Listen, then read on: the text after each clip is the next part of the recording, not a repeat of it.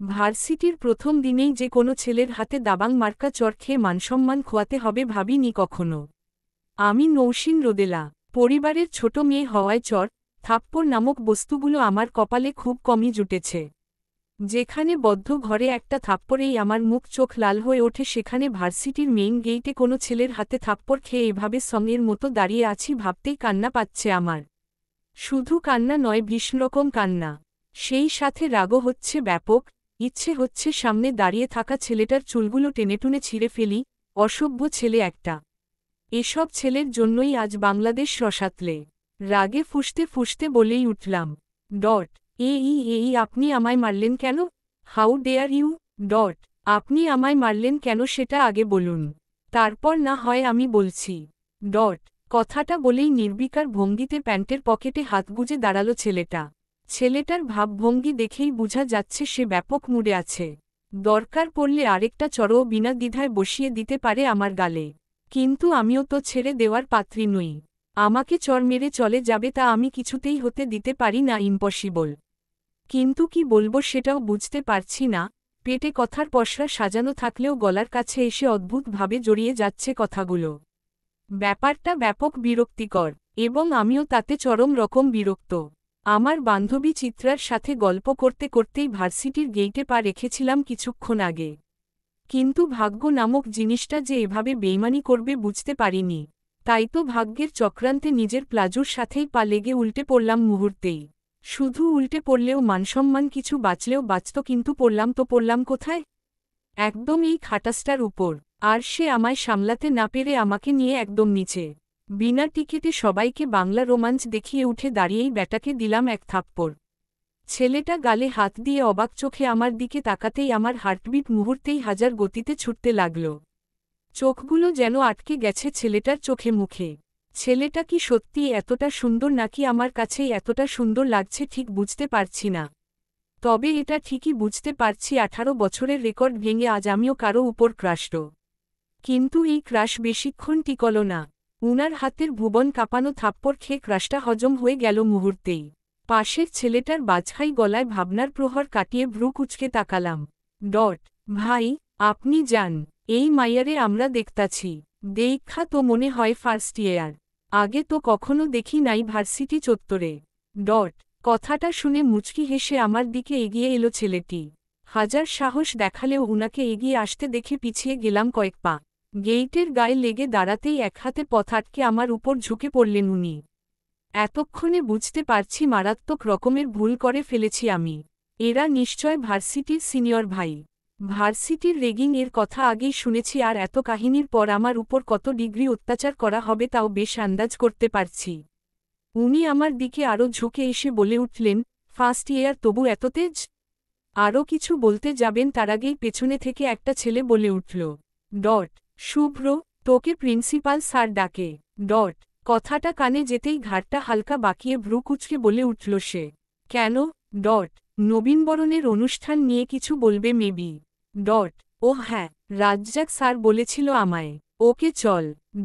কথাটা বলে আমার দিকে তাকিয়ে বাম হাতে রাখা সানগ্লাসটা পরতে পরতে একটা ডেবিলমার্কা হাসি দিয়ে বলে উঠলেন, তোমায় তো আমি পরে দেখে নিব। Just wait and watch.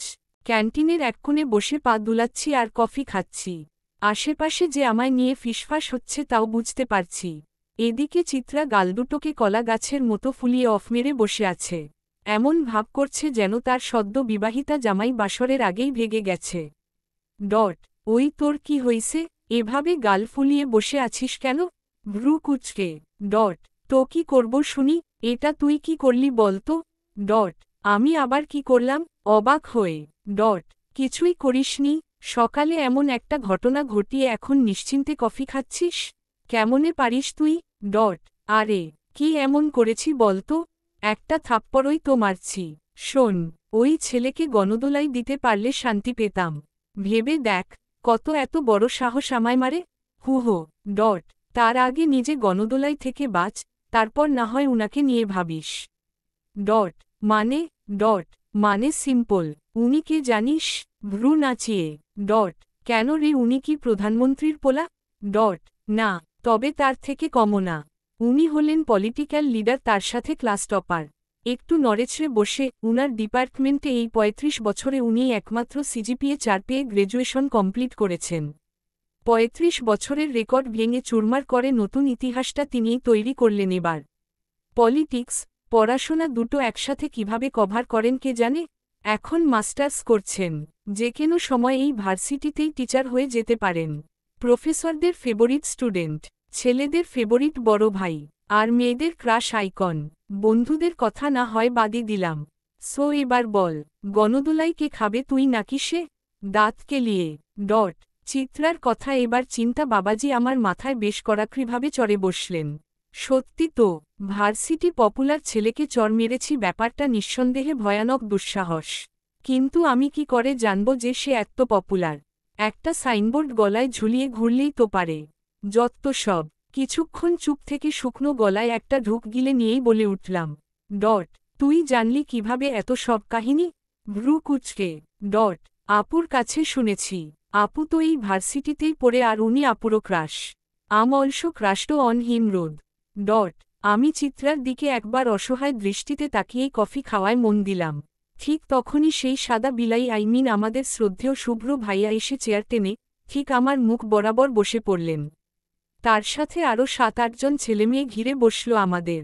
এর মধ্যে ৫ জন ছেলে আর ২ জন মেয়ে। এদের হাবভাবে দেখেই বোঝা যাচ্ছে এরা আমায় বাস দিতেই এসেছে। আমি শুকনো গলায় কয়েকটা ঢুক গিলে চারপাশে তাকাতে লাগলাম, উদ্দেশ্য কোনো ফাঁকফুকুর পেলেই দৌড় লাগাবো। কিন্তু সেটা যে নিতান্তই নিরাশা তা বুঝতে বাকি রইল না আমার। চিত্রার দিকে তাকিয়ে দেখি তার মুখও ফ্যাকাশে হয়ে এসেছে। দেখেই বোঝা যাচ্ছে বেচারি ব্যাপক ভয় পেয়েছে। আমিও যে কম পেয়েছি তা না, কিন্তু এদের কাছে নিজের ভয়টাকে কিছুতেই প্রকাশ করতে চাচ্ছি না। তাই অসীম সাহস নিয়ে বলে উঠলাম, কি ব্যাপার? কোনো ব্যাপার না, শয়তানি হাসি দিয়ে। তাহলে আমাদের মতো মাসুম মেয়েদের এভাবে ঘিরে বসেছেন কেন? আমার কথায় সবকটা হুহা করে হেসে উঠল। ওদের মধ্যে ফর্সা করে একটা ছেলে বলে উঠল, দোস্ত, এরা নাকি মাসুম? তো এই মাসুম বান্দিদের নিয়ে কি করা যায় বলতো? বাঁকা হেসে। সাহেল, তোর কি মনে হচ্ছে না আমাদের ব্যাপারটা সেলিব্রেট করা দরকার? আমরা যে কতটা লাকি সেটা তো ভার্সিটির সবাইকে জানাতে হবে। 2টা মাসুম, ধোয়া তুলসী পাতা পেয়ে তো আমরা ধন্য, কি বলিস? অবভিয়াসলি দোস্ত, আমাদের লাক দেখে আমার এত খুশি লাগছে যে খুশির চোটে আইটেম সং দেখতে ইচ্ছে করছে। পাশের ছেলেগুলোও চেঁচিয়ে উঠল, তার মানে সাহেল নামক ছেলেটার সাথে তারাও একমত। আমি ব্যাপারটা ঠিক বুঝে উঠতে পারছি না, এরা আমার সাথে ঠিক কি করতে চাইছে এবং কতটুকুই বা করতে চাইছে তা আমার বোধগম্য হচ্ছে না, তবে এটা বুঝতে পারছি ভয়ঙ্কর কিছু একটা ঘটবে আমার সাথে, আর তা এখনই। চিত্রা আমার দিকে অসহায় দৃষ্টিতে তাকিয়ে আছে, ওকে দেখে মনে হচ্ছে সে যেকোনো সময় ভা ভা করে কেঁদে উঠবে। আমি চোখটা সরিয়ে সামনের দিকে তাকালাম, ভয় একটা ছোঁয়াচে রোগ। কারো হাসি দেখলে যেমন হাসি পায় ঠিক তেমনি কাউকে ভয় পেয়ে কাঁপাকাঁপি করতে দেখলে নিজের মধ্যেও একটা কাঁপাকাঁপি ভাব চলে আসে। তাই এই মুহূর্তে চিত্রার দিকে না তাকানোটাই উত্তম বলে আমি মনে করছি। ভাবনার সুতো কেটে পাশের টপস, জিন্স পরা মেয়েটা কথা বলে উঠায় চোখ ঘুরিয়ে বামপাশে তাকালাম। মেয়েটা বেশ গোছালো। বাঙালি মেয়েদের দেখলেই এক অজানা কারণেই মনে হয়, না হয়তো শাড়িতেই মেয়েটাকে বেশি সুন্দর লাগবে। কিন্তু আশ্চর্যকর বিষয় হলো এই মেয়েটাকে দেখে আমার তেমন কিছু মনে হচ্ছে না। মেয়েটাকে দেখে মনে হচ্ছে শাড়ি নয়, এই ড্রেসটাতেই তাকে বেশি মানিয়েছে। এই ড্রেসটা না পরলে যেন মেয়েটাকে মানাতো না। এটাই তার জন্য সর্বোচ্চ পোশাক। মেয়েটা আমার দিকে তাকিয়ে মুচকি হাসি দিয়ে বলে উঠল, শুভ্র, তুই আমাদের লিডার, তো আমাদের সামান্য ইচ্ছে পূরণ করবি না? বেচারা সাহেল আইটেম সং দেখতে চাচ্ছে, সো তোর উচিত ব্যবস্থা করা। দেখ না, ছেলেটার মুখটা কি শুকিয়ে গেছে। কথাটা বলেই সবাই একসাথে হেসে উঠল। সবাইকে চুপ করার ইশারা করে শুভ্র ভাইয়া সানগ্লাসটা খুলে টেবিলে রেখে শয়তানি হাসি দিয়ে বলে উঠল, অবভিয়াসলি নীলি, তোরা চাইবি আর আমি পূরণ করব না তাই কি হয়? তাছাড়া আজ তো গ্র্যান্ড সেলিব্রেশনের দিন। এত ইনোসেন্ট 2টা বাচ্চা পাইছি, যারা নাকি গেট দিয়ে ঢুকতেই সিনিয়রের গায়ে হাত তুলে। ভাবা যায়, সেলিব্রেশন তো হবে দোস্ত। কথাগুলো আমার দিকে তাকিয়ে বলেই জোরে চেঁচিয়ে রনি নামে কাউকে ডাকলেন। উনার এই ডাকেই কেন জানি আমার অন্তরাত্মা কেঁপে উঠল খানিকটা। পরক্ষণেই পাশে এসে দাঁড়ালো হ্যাংলা পাতলা একটা ছেলে। জি ভাই, ডট, বক্স নিয়ে আয় ফাস্ট, ডট, জি ভাই, ডট। ছেলেটা যত দ্রুত এসেছিল তার থেকেও দ্রুত পা চালালো, যেন এই কাজটা সম্পন্ন না করতে পারলে পৃথিবী ধ্বংস হয়ে যেতে পারে, যা ছেলেটা কিছুতেই হতে দিতে পারে না। আমি চুপচাপ বসে আছি, গলা শুকিয়ে কাঠ, ইচ্ছে করছে ফ্লোরে বসে পা ছড়িয়ে কাঁদি। এই ভার্সিটিতে জীবন যে আমার নরকে পরিণত হবে তা বেশ বুঝতে পারছি আমি। এত কিউট একটা ছেলে যে এত ডেঞ্জারাস হতে পারে কে জানত। কিছুক্ষণের মধ্যেই হ্যাংলা ছেলেটা একটা বিশাল সাউন্ড বক্স এনে পাশের টেবিলের উপর রেখে দিল। শুভ্র ভাইয়া শরীরটা টানা দিয়ে চেয়ারে আরাম করে বসে আমাকে উদ্দেশ্যে করে বলে উঠলেন, dot, hey what's your name, dot, Rrrod, জড়ানো গলায়, ডট, ওয়াট, রররোদ কারো নাম হয় নাকি, ভ্রু কুচকে, ডট, রররোদ নয় রোদ, মুখ ফুলিয়ে, ডট। আমার কথাটা শুনেই শুভ্র ভাইয়া চোখ মুখ কুচকে বলে উঠলেন, ডট, ওয়াট, রোদ, হেই গাইস, শীতের দিকে একে একটু কাছে কাছে রাখতে হবে, তাহলে আর টাকা খরচ করে সোয়েটার কিনতে হবে না, কি বলিস, ডট। উনার কথায় আবারও সবাই হুহা করে হেসে উঠল। একজন তো বলেই ফেলল, দোস্ত আমি তো ভাবছি শীতের রাতে একে সাথে করেই নিয়ে যাব। আরে রাতে রোদ পাওয়ার ভাগ্য সবার হয় নাকি। এবার আমার চোখ দুটো টলমল করে উঠল। এতটা অপমানিত এই জীবনে কখনো হয়েছি বলে মনে হয় না। এই একদিনেই আমার অবস্থা যে এমন হবে জানলে কখনো ভার্সিটিতে ভর্তিই হতাম না। উনাদের হাসাহাসি শেষ হলে শুভ্র ভাইয়া আবারও আমাকে উদ্দেশ্য করে বলে উঠলেন, হেই সানশাইন, মাথা নিচু করে বসে আছো কেন, উপরের দিকে তাকাও তো, তোমার নাম শুধুই সানশাইন, আই মিন শুধু রোদ, আগে পিছে ঝড়ো বৃষ্টি কিছু নেই, ডট। আমি কোনোরকম নিজের কান্না আটকিয়ে কিছু একটা বলতে যাব তখনই পাশ থেকে একজন বলে উঠল, দোস্ত জিজ্ঞেস করতো নামের আগে পিছে ঠাডা বজ্রপাত কিছু আছে কিনা। উনার কথায় আবারও সবাই একপত্তন হেসে নিয়ে আমার দিকে প্রশ্ন ছুড়ে দিল, পুরো নাম কি, ডট, নৌশিন আহমেদ রোদেলা, মাথা নিচু করে, ডট, রোদেলা, টেনে টেনে, dot, not bed dot, anyways ঝটপট টেবিলের উপর দাঁড়িয়ে পড়ো, ফাস্ট ফাস্ট, ডট। আমি অবাক চোখে মাথা তুলে উনার দিকে তাকিয়েই বলে উঠলাম কেন। সাথে সাথে আবারও হেসে উঠল সবাই। ডানপাশে বসা লং স্কার্ট পরা মেয়েটা আমার জুটি করে রাখা চুলগুলো একটানে খুলে দিয়ে বলে উঠলেন, দোস্ত, এই মেয়ের এত দেখি ব্যাপক কিউরিওসিটি রে, আমাদের প্রশ্ন করে, কি করা যায় একে, ডট, আনসারটা দিয়েই দে। আচ্ছা আমিই বলছি, এই যে সানশাইন, তোমাকে এই টেবিলের উপর উঠে আইটেম সঙের সাথে ডান্স করতে হবে। অ্যাকচুয়ালি আমার ফ্রেন্ডসদের আইটেম সং দেখতে ইচ্ছে করছে, সো স্টার্ট করো। শয়তানি হাসি দিয়ে, ডট। উনার কথাটা শুনে মাথাটা যেন ঘুরে গেল আমার। বলে কি এই ছেলে, পুরো ভার্সিটির সামনে আমি টেবিলের উপর আইটেম সঙে নাচব, পাগল নাকি, ডট। দেখুন আমি নাচ পারি না, ডট। না পারলেও সমস্যা নেই, নাচতে নাচতে শিখে যাবে। তাছাড়া তুমি চাইলে আমার পেছনে দাঁড়িয়ে থাকা ছেলেগুলোও তোমায় সঙ্গ দিতে পারে। কি লাগবে, ডট। দেখুন আমি নাচব না, আর আপনার কথা শুনতে আমি বাধ্য নই। ভার্সিটিতে রেগিং এলাউড নয়, আপনারা বেশি বাড়াবাড়ি করলে আমি ভিসি স্যারকে জানাতে বাধ্য হব, ডট। আমার কথায় আবারও হেসে উঠল সবাই। তার মধ্যে পাশে বসা আপুটি আমার চুলগুলো শক্ত করে চেপে ধরে মাথাটা একটু তুলে ধরল। ব্যথায় কুকিয়ে উঠলাম, কিন্তু তাতে মেয়েটার কোনো ভাবান্তর হলো বলে মনে হচ্ছে না, বরং আরও শক্ত করে চেপে ধরে দাঁতে দাঁত চেপে বলে উঠলেন, dot, VC sir, ragging whatever এসব তোমার, আবরার আহমেদ শুভ্র, এর গায়ে হাত তোলার আগে চিন্তা করা উচিত ছিল খুকি। Now you are gone, dot. কথাটা বলেই টেবিলে থাকা পানিভর্তি জগের পানিগুলো ছুঁড়ে মারলেন আমার গায়ে। এমন কিছুর জন্য তৈরি ছিলাম না আমি। জামাটা পুরো ভিজে একাকার, ঠান্ডায় শরীরটা হালকা কেঁপে কেঁপে উঠছে। এবার আর নিজেকে কন্ট্রোল করতে পারলাম না, চোখ থেকে ঝরে পড়ল দু ফোঁটা জল। তার সাথে চেপে বসল জেদ।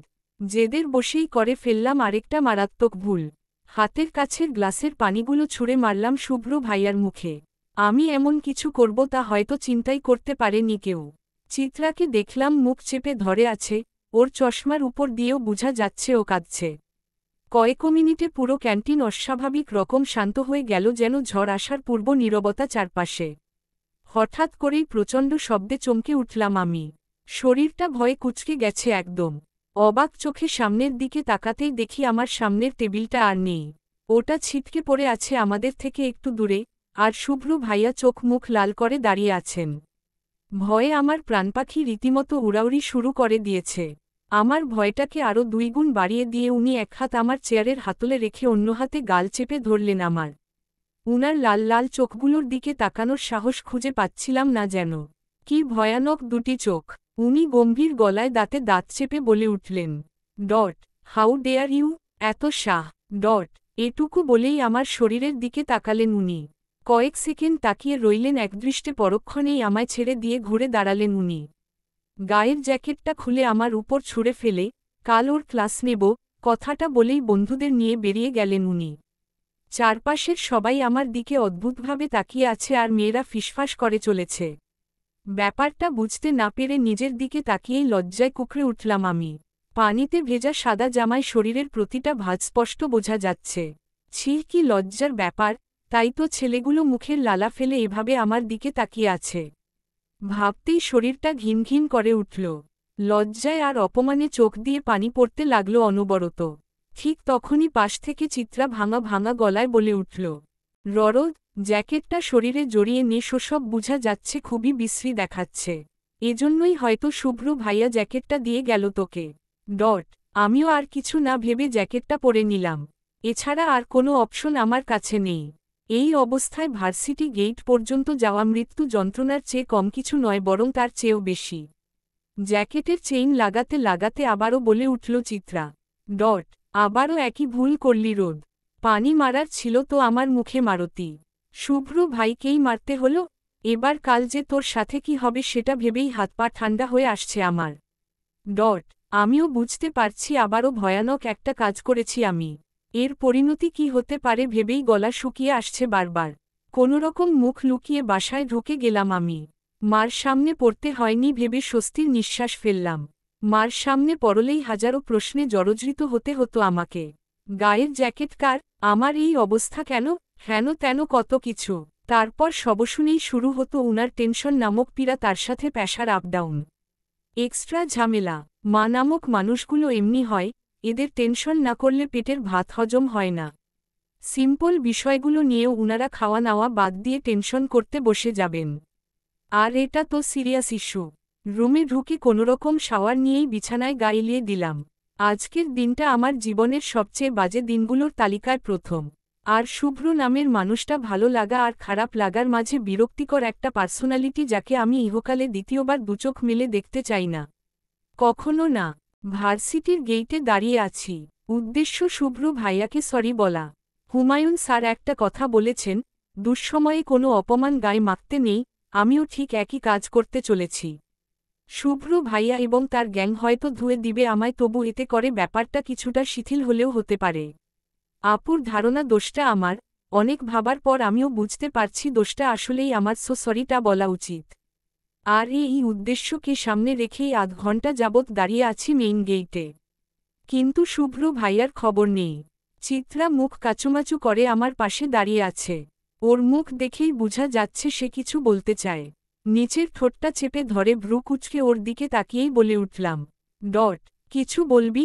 হাঁপানির পেশেন্টের মতো এভাবে ছটফট করছিস কেন? দোস্ত, শুভ্র ভাইয়া যদি বকা দেই তাহলে? আর ওর সাথে তো উনার হারামি ফ্রেন্ডগুলো আছেই।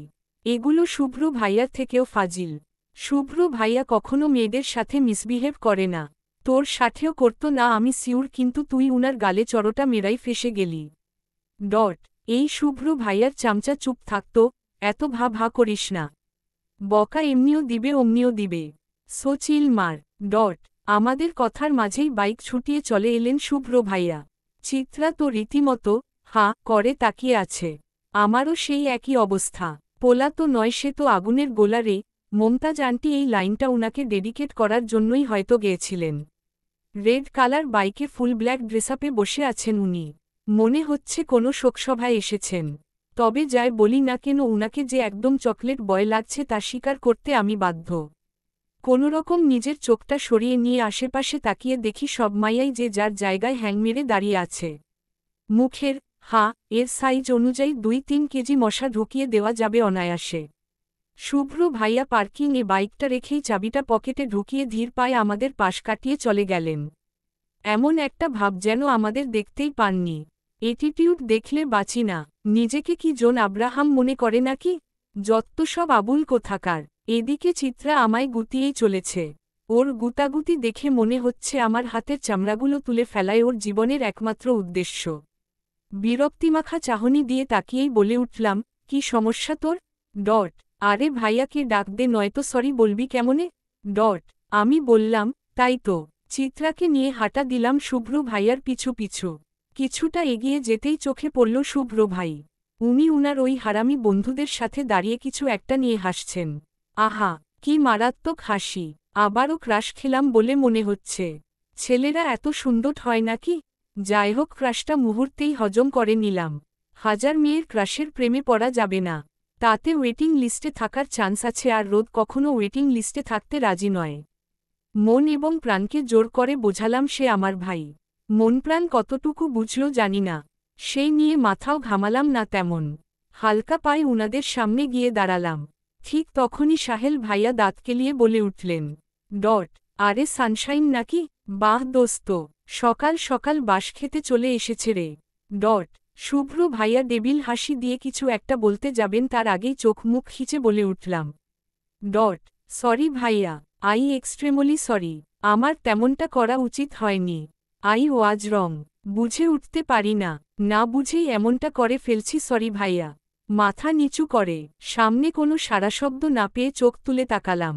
শুভ্র ভাইয়া শান্ত দৃষ্টিতে তাকিয়ে আছে। আরও একটা থাপ্পড় দিয়ে বসবেন কি না কে জানে, কিন্তু আমাকে অবাক দিয়ে উনি একটা মিষ্টি হাসি দিয়ে বলে উঠলেন, ইটস ওকে। আমি তো চরম অবাক। কই কি পোলা, আমার সাথে কেউ এমন করলে তাকে আমি জিন্দিগিতে মাফ করতে পারতাম কি না সন্দেহ, আর সে কি না একটা শরীতেই কুপোকাত। আমি অবাক চোখে তাকিয়ে আছি। পাশ থেকে নীলি নামের মেয়েটি বলে উঠল, এত সহজে মাফ করে দিলি শুভ্র? তোর এই দয়া দেখে আমার সুইসাইড করতে ইচ্ছে করে। তো করে ফেল, মানা করেছে কে?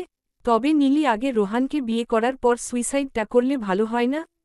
আমরা তোর বিয়ের দাওয়াত আর 40-এর দাওয়াত দুইটাই খেতে পারি আর কি। কি বলিস শুভ্র?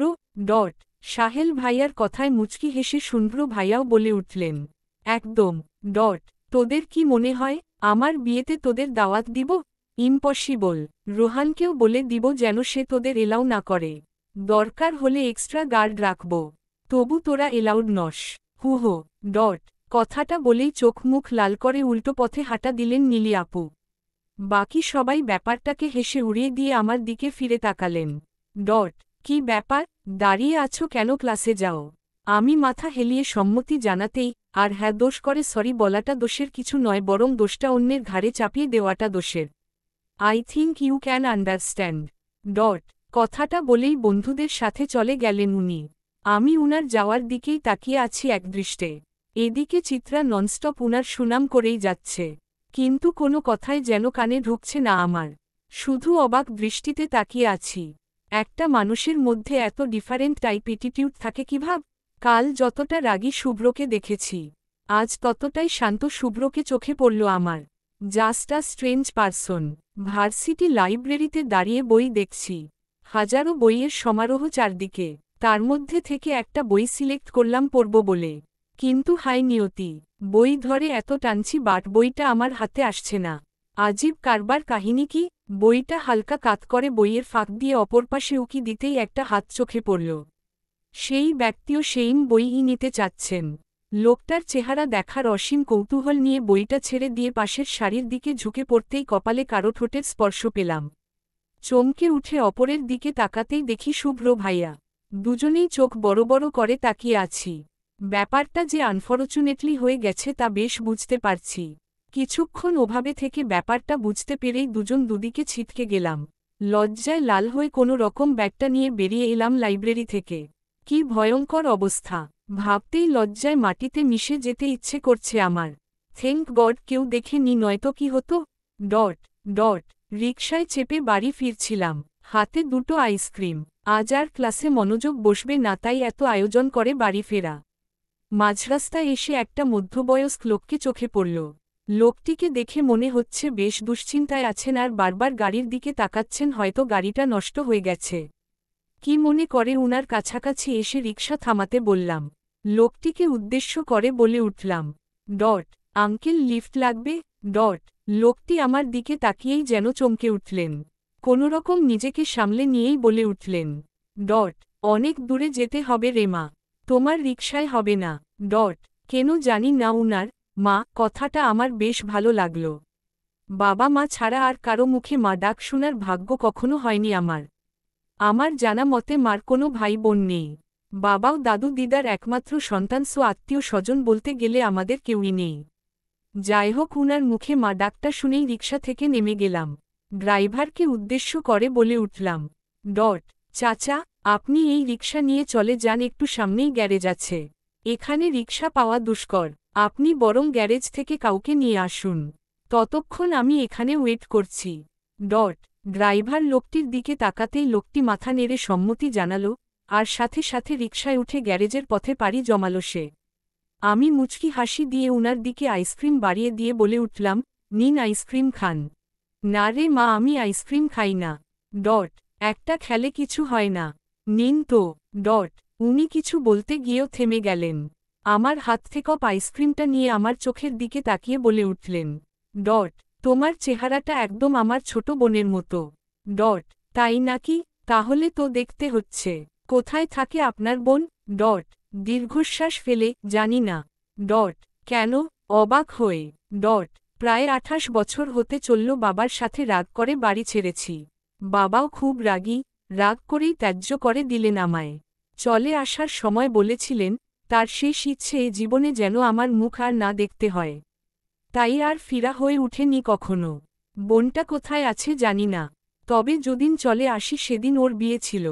কি কান্না করছিল সেদিন। কলিজার টুকরা ছিল সে। খুব ভালোবাসতাম ওকে, এখনো বাসি। অনেক খুঁজেছি কিন্তু খুঁজে পাইনি ওকে। হয়তো স্বামী সংসার নিয়ে ভালোই আছে। মুচকি হাসি দিয়ে। ডট। হয়তো। দোয়া করি আপনার বোনকে খুব তাড়াতাড়ি খুঁজে পেয়ে যান। ডট। আচ্ছা, তোমার নাম কি? ডট। রোদেলা। তবে সবাই রোদ বলেই ডাকে। আপনিও রোদ বলেই ডাকতে পারেন। মুচকি হেসে। ডট। রোদ? সুন্দর নাম। আর তুমি আমায় মামু ডেকো, আমার ভালো লাগবে। আচ্ছা, তোমার মার নাম কি? ডট। আম্মুর নাম আরিয়ানা আঞ্জুমান। ডট। নামটা শুনেই চমকে উঠলেন উনি, আমার দিকে স্থির দৃষ্টিতে তাকিয়েই বলে উঠলেন, অরি। ডট। অরি নামে তো নানুভাই ডাকত মাকে। কিন্তু আপনি কি করে জানলেন? ডট। আমার কথার উত্তর না দিয়ে হুট করেই জড়িয়ে ধরলেন আমায়। ঘটনার আকস্মিকতায় আমি হতবাক। গাড়িতে বসে আছি। পাশে বসে আছেন ওই লোকটি, অর্থাৎ মামু। উদ্দেশ্য আমাদের বাসা। আমাদের বাসায় কি এমন আছে যার জন্য উনি ইম্পর্টেন্ট একটা মিটিং ক্যান্সেল করে দিলেন, সেটা আমার বোধগম্য হচ্ছে না। উনার ব্যবহারগুলো আমার কাছে বেশ অদ্ভুত ঠেকেছে। কিন্তু কেন যেন খারাপ লাগছে না। উনি এক হাতে আমাকে খুব শক্ত করে জড়িয়ে ধরে আছেন, যেন ছাড়লেই হারিয়ে যাব। আমার অস্বস্তি লাগার কথা। এমন একটা পরিস্থিতিতে যেকোনো মেয়েরই অস্বস্তি লাগবে বলে আমার ধারণা। 19 বছরের কোনো যুবতীকে কোনো অপরিচিত ভদ্রলোক জড়িয়ে ধরে বসে আছেন, তা নিঃসন্দেহে অস্বস্তিকর। কিন্তু আশ্চর্যের বিষয় হলো আমার অস্বস্তি লাগছে না।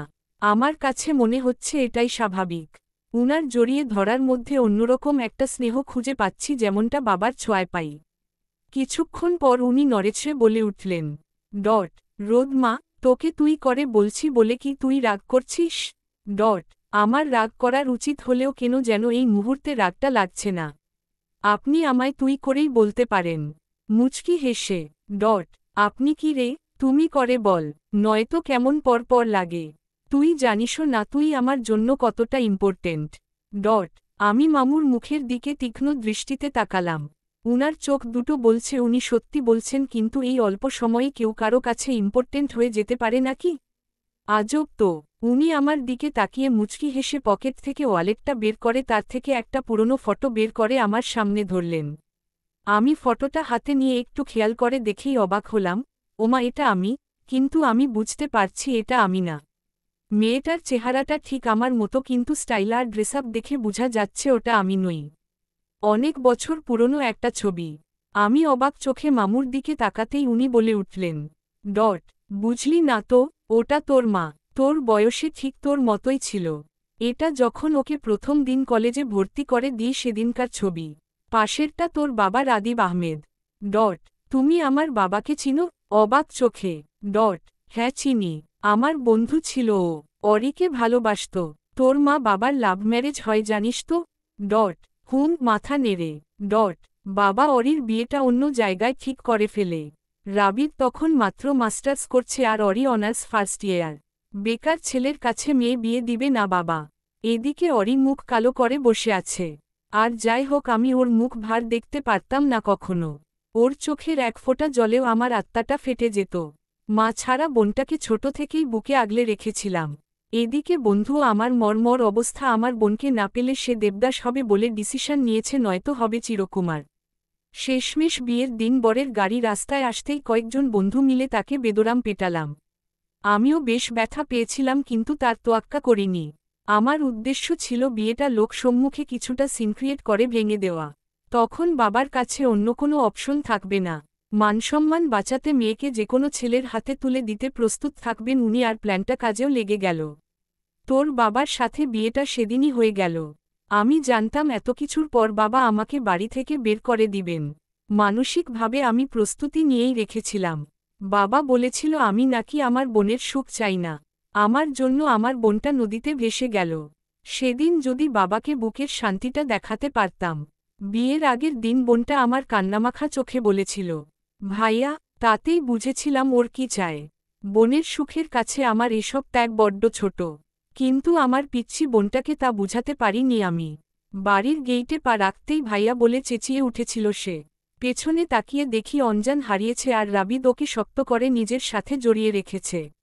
রাবিদের চোখেও জল ছিল কৃতজ্ঞতার, আর আমার চোখে ছিল শান্তি। বাবার মধ্যে যে চিন্তা বাসা বেঁধেছিল তা আমার মাঝে ছিল না। আমার বিশ্বাস ছিল রাবিদ অরিকে নিজের সবটা দিয়ে ভালো রাখবে। সেই বিশ্বাসের উপর ভিত্তি করেই চলে আসি। আজ 28টা বছর কেটে গেছে, ভাবতেই অবাক লাগে, দীর্ঘশ্বাস ফেলে। ওহ মাই গড, তার মানে তুমি সত্যি সত্যি আমার মামু? এটা তো পুরোই সিনেমার কাহিনী হয়ে গেল। এজন্যই হয়তো বাবা মার ম্যারেজ ডে কখনো সেলিব্রেট করা হয় না। এই দিনটাতে মার রুমের দরজা বন্ধ থাকে। বাবারও প্রবেশ অধিকার থাকে না সেই দিন। আমি খুবই এক্সাইটেড মামু। মা কত বড় সারপ্রাইজ পাবে ভাবতে পারছো? এখন না আমার ওই সাদা বিলাইকে ধরে একটা টাইট কিস করে দিতে ইচ্ছে করছে। এক্সাইটেড হয়ে। আমার কথায় মামু ভ্রু কুচকে বলে উঠল, সাদা বিলাই? এটা কি তোর পালিত বিড়াল?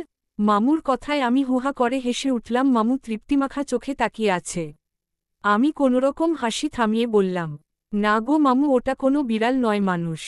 আমাদের ভার্সিটির বড় ভাইয়া। উনার সাথে একটু উল্টপালট কিছু হওয়ায় ক্লাস রেখেই চলে এসেছি, আর তাই তো তোমার সাথে দেখা। তাহলে ক্রেডিটটা তো উনাকেই দেওয়া উচিত, তাই না? তা ঠিক, কিন্তু তুই তাকে সাদা বিলাই ডাকার কারণ কি? চোখ মুখে কি একটা বিলাই বিলাই ভাব আছে নাকি? মামুর কথায় আবারও হেসে উঠলাম আমি। এখন কেন জানি মনে হচ্ছে মামু আমার বেস্ট ফ্রেন্ড হতে বেশি দেরি হবে না। হাসিটা ঠোঁটে ঝুলিয়েই বলে উঠলাম, ছেলেটা বেশ কিউট। বলতে গেলে একদম স্ট্রবেরি আইসক্রিমের মতো। ছেলেটা আমার থেকেও দ্বিগুণ ফর্সা। আর সাদা বিড়ালগুলো কত কিউট হয়। সেও যেহেতু কিউট প্লাস সাদা, তাই নাম দিয়েছি সাদা বিলাই। লজিকটা বুঝলে মামু? হুমম, এবার বুঝলাম। ওই ছেলের প্রেমে পড়েছিস নাকি? মুচকি হেসে। মামু, কি যে বলো না। আচ্ছা আগে বলো তো, তখন তুমি ওভাবে আমার দিকে তাকিয়েছিলে কেন? যখন আমি হাসছিলাম। তুই ঠিক তোর মার মতো। তাই তোর সবকিছুর মাঝেই আমি অরিকে খুঁজে পাই। কতদিন ওকে দেখি না, তাই দেখছিলাম। মন ভরে দেখছিলাম। প্রশান্তির হাসি দিয়ে 2 ঘন্টা যাবৎ বাসায় এসেছি। এই 2 ঘন্টায় মা 2বার সেন্স হারিয়েছে। দরজা খুলে মামুকে দেখেই একবার সেন্সলেস হয়েছে, তো একবার মামুকে জড়িয়ে ধরে কাঁদতে কাঁদতে। এখনও মা মামুর বুকে গুটিসুটি মেরে চুপটি করে বসে আছে। আর মামুও কি সুন্দর হাতে আগলে রেখেছে মাকে। যেন পিচ্ছি একটা বাচ্চা ভয় পেয়েছে, আর তার ভাই তাকে বুকে জড়িয়ে সেই ভয় থেকে আগলে রেখেছে। মাকে এই মুহূর্তে কি কিউটি না লাগছে! ঈশ্বর, আমার মা এত কিউট! সবাই খাবার খাচ্ছিলাম, মামু আজ মাকে খাইয়ে দিচ্ছে। আগে নাকি রোজ মামুই খাইয়ে দিত মাকে। মা হঠাৎই বলে উঠল, ভাইয়া, তুমি অনেক কিছু মিস করে ফেলেছ। তোমার বোনের বড় হওয়াটা মিস করেছ। ওকে মা হতে দেখতে মিস করেছ। তোমার পিচ্ছি বোন থেকে সংসারী হতে দেখাটা মিস করেছ। মামু আম্মুর কথায় মুচকি হেসে বলে উঠলেন, তা করেছি। কিন্তু সেসব পুষিয়ে নিতে পারবো বলে তেমন আফসোস হচ্ছে না। ডট মানে অবাক হয়ে ওই তো দেখ আমাকে ইশারা করে আমার ছোট অরি ওখানেই বসে আছে। ওকে বড় হতে দেখব এবার। তোর যা যা মিস করেছি সবকিছু রোদকে দেখে পুষিয়ে নিব। ও যে ঠিক তোর মতো হয়েছে তা কি তুই জানিস? একদম এক, কিভাবে সম্ভব? ডট আমার থেকেও মিষ্টি হয়েছে ও ভাইয়া। ডট তা ঠিক। রোদ মা, এদিকে আয় আমি তোকে খাইয়ে দিচ্ছি। আর শোন, আমি যখনই এখানে আসব তখনই তোকে খাইয়ে দিব। আয় আয়। ডট আমি উঠে যেতেই ভাইয়া নাকি সুরে বলে উঠল। ডট মামু, আমি আর রুহি কি দোষ করেছি? ডট কিছু দোষ করনি তোমরা, কিন্তু বাবা রোদ যে আমার চোখের তারা সেটা আমি তোমাদের সান্ত্বনা দিতে গিয়েও অস্বীকার করতে পারবো না। আমার বোনকে যা দিতে পারি না সব এনে দেব ওকে, সব কিছু। ডট আমি খাচ্ছি আর ভাবছি বাহ, মার মতো হওয়ার কত সুবিধা। ক্যান্টিনে বসে বাইরের দিকে উকি ঝুঁকি দিচ্ছি। আসলে শুভ্র ভাইয়াকে খুঁজছি। উনার ওই চুমু যে আমার জন্য লাকি চার্মো, আগে জানলে প্রতিদিনই একটা করে চুমু খেয়ে যেতাম। ছি ছি, নির্লজ্জর মতো কি সব ভাবছি। তবে হ্যাঁ, উনাকে একটা কিউট থ্যাঙ্কস তো দেওয়াই যায়, হাজার হলেও উনার জন্যই মামুকে পেলাম। কিছুক্ষণ পর খেয়াল করলাম চিত্রা আমার দিকে ভ্রু কুঁচকে তাকিয়ে আছে। ওর দিকে আর চোখে তাকিয়ে চোখ ফিরিয়ে নিয়ে স্ট্রেট হয়ে বসে বলে উঠলাম। ডট এভাবে তাকিয়ে আছিস কেন? ডট আগে তুই বল যে তুই এভাবে উকিঝুঁকি মারছিস কেন?